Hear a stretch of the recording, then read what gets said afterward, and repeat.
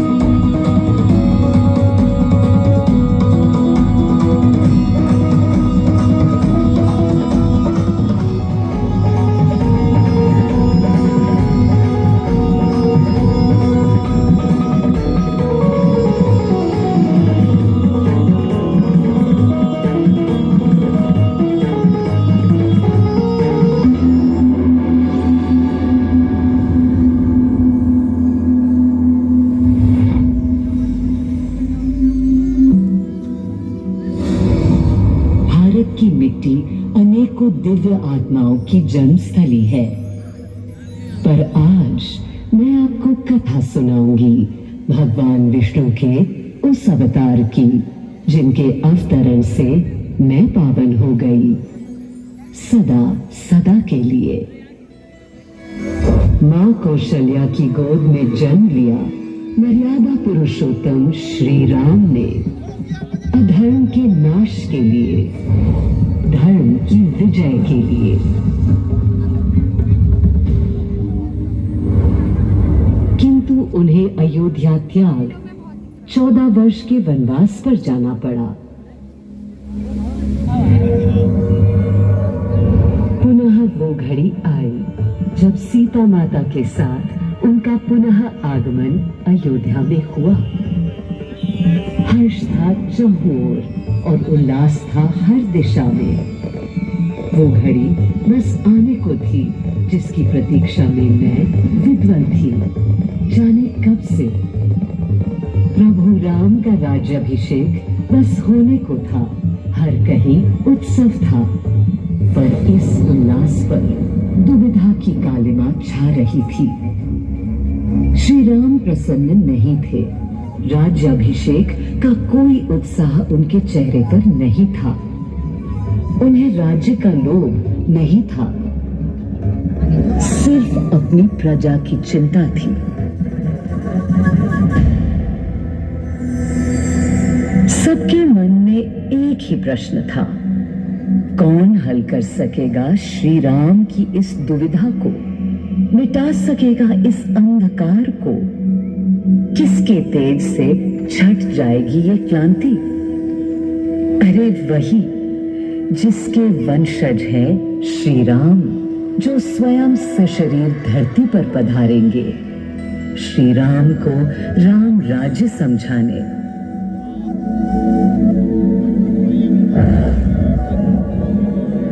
ये गाथा उस शक्ति पुंज की है जो पृथ्वी पर जीवन। देखा क्या कितने सकुचाई से श्री रघुवीर थे। पद की प्रसन्नता या दर्प निरप होने का, ललक या उमंग कोई कुछ भी तो दिखी नहीं। मुकुट सामने रख कितने थोड़े गंभीर थे। सौम्य मुखमंडल पर निर्बलों की पीड़ा थी, दीनहीन, असहाय, वंचितों का दर्द था। उनके लिए मुकुट अथवा राज सिंहासन वैभव का लोभ नहीं। अब कैसे सुखी दिखे जब तक सुखी सारे लोग नहीं। तब दिशा निर्देशन के लिए श्री राम ने स्वयं सूर्यदेव का स्मरण किया। श्री राम सूर्यदेव का आह्वान करने लगे। क्लांत मन से उन्होंने अपने पितामह को याद किया। मन असमंजस में था उनका। कर्तव्य की सही दिशा उन्हें सूझ नहीं रही थी। क्या उचित है प्रजा के लिए, उनके लिए, वंश के लिए, धर्म के लिए, शांति के लिए? इसी परामर्श के लिए अंतर मन से उन्होंने सूर्यदेव को पुकारा।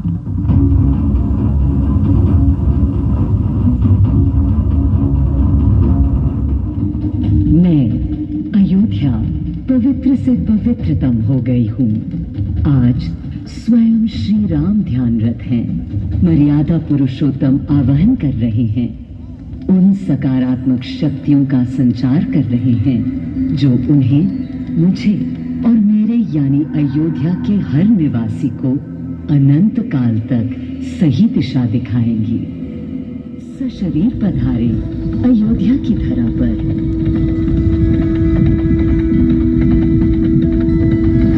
और देखो, श्री सूर्यदेव आने को हैं।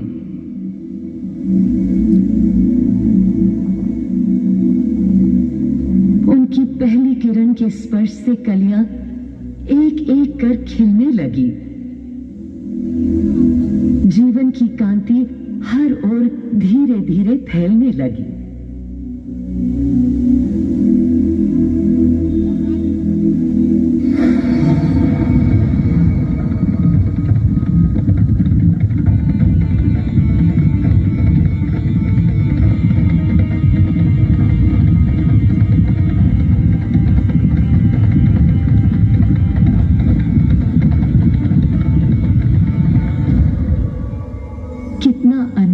दिन है। स्वयं सशरीर अपने अलौकिक स्वरूप में पधारे हैं श्री सूर्यदेव नारायण, और उनके अधीर मन के संशय मिटाने को। अधीर हैं या गंभीर हैं, मैं जानता हूं क्या उनकी पीर है।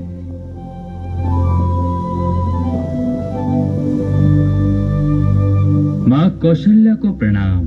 कहाँ है राम? अरे अरे, भूलूं ये बात कि कौन बड़ा है।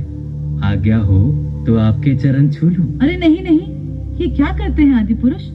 ऐसा अनुग्रह सर्वथा अनुचित है।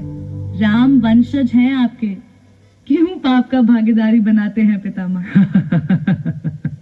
पितामह पितामह होंगे हम ब्रह्मलोक में, अब धरती पर जनलोक में आ गए हैं। आइए चलिए। सूर्यदेव के आगमन पर मां कौशल्या उन्हें मिली और विनती की कि हे देव, मेरे पुत्र की दुविधा दूर करें, उन्हें राह दिखाएं ताकि अयोध्या का, पूरे भारत का भविष्य निर्धारित हो सके। आपकी जब पहली किरणें आती हैं तब गोचारण होता है, चिड़िया गाती हैं, लेकिन इन दिनों कितनी उदास है। कारण है उनके राम की एकाग्र साधना और सुदीर्घ उपवास। सिंहासन की ओर चरण धरना नहीं चाहते, धारण नहीं करना चाहते हैं मुकुट। कोई बात नहीं, राज्य अभिषेक के बाद राज्य जो भी चलाएगा, राम राज उसका ही तो कहलाएगा।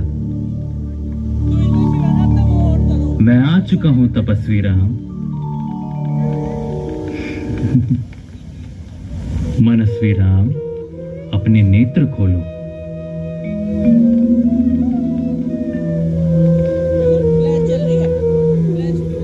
प्रणाम पितामह, प्रणाम। प्रणाम मेरे राम। सूर्यदेव के महात्म्य से मैं अयोध्या और तेजमय हो गई, और इसका प्रमाण इस सूर्य कुंड और समीप स्थित गरिमा में सूर्य मंदिर से स्थापित हो जाता है।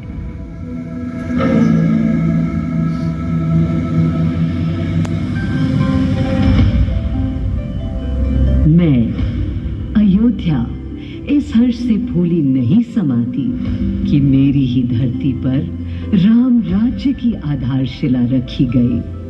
आज भी अयोध्या